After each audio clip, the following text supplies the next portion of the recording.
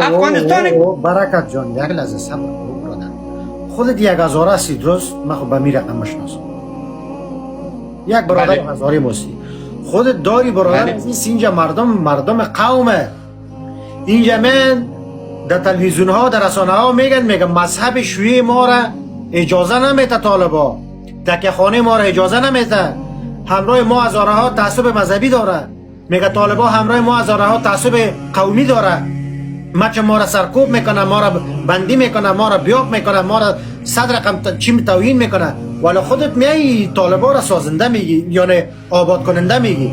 خیر ادعاهای من چیزی را که من یه چیزی نمیگم که هزاره ما چی میگه و چی نمیگه. امو هزارای میگن، امو سیاستمداران میگن که 22 سال ما به خاطر از امو سیاستمدارا قربانی دادیم، ما به خاطر اونا جنگیدیم، اونا جیبشان پر شد، مایه های دستش آل فعلا خالی شده، کشتی هایش در خلیج فارس میچرخه، آپارتمان هایش در ترکیه لنگ و پنگ خود بالا گرفتن. مردم ما را ما مگر اونجا 10 میلیون هزاره ای که اینا مگر در افغانستان زندگی میکنه کدام ادین از مذهبشان منحرف شده و طالبان آمدگشان منحرف شده و طالبان منحرف شده و طالبان آمدگشان منحرف شده و طالبان منحرف شده و طالبان آمد شفاخانه های خسته که گرده های مردم را در چیل در افغانی میگرفت در می آورد و معامله میکرد. ما خودیم بسته کدیم، امی مردم امارات امی پشتون در پشت سر ما استاد بود، تمام محافظت ما را گرفته بود، ما میبستم.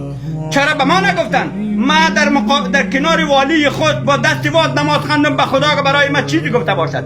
در کنار والی غزنی که یکی از ولایت های بزرگ افغانستان هستند، در کنارش نان زور خوردیم، نماز خود خواندیم، هیئت هم رفتیم در جاغوری او نماز خودش خوانده، من نماز خودم خواندم. یک دقیقه آقای برکت علی، یعنی شما در دوری فعلی طالبان رفتین همراه والی طالبان دستباز نماز خواندین، شما را چیز نگفت. این به این معنا که خودت داری میگی که طالبان نه تعصب مذهبی با شما داره نه تعصب قومی. اما تو راست مقصد ندارم، برای من عملا نشان دادم. ما وزارت صحت امیال فعلا امی محمد حسن قیاسی هم کلاس ما معین پالیسی و پلان وزارت صحت محمد حسن قیاسی از خود نظامی ولایت سریپول مگر او هزاره نیست؟ امین مدارلی رئیس معین شروالی مگر این هزاره نیست؟ امین جعفر مهدوی فعلا معین فدراسیون ورزشی مگر این هزاره نیست؟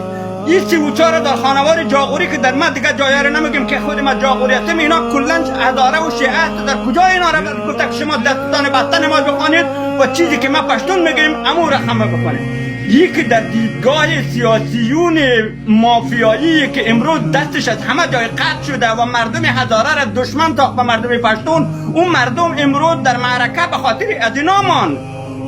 مردم چی؟ کدام؟ بیا ما برایت قسم بخورم اگر یک دنه هزاره پیدا شد و برای من اثبات کرد که یک بچه هزاره را به زور در سرش نماز اهل تسنن خوانده، ما در پیش تو خدیبی نمیکشم. کجا؟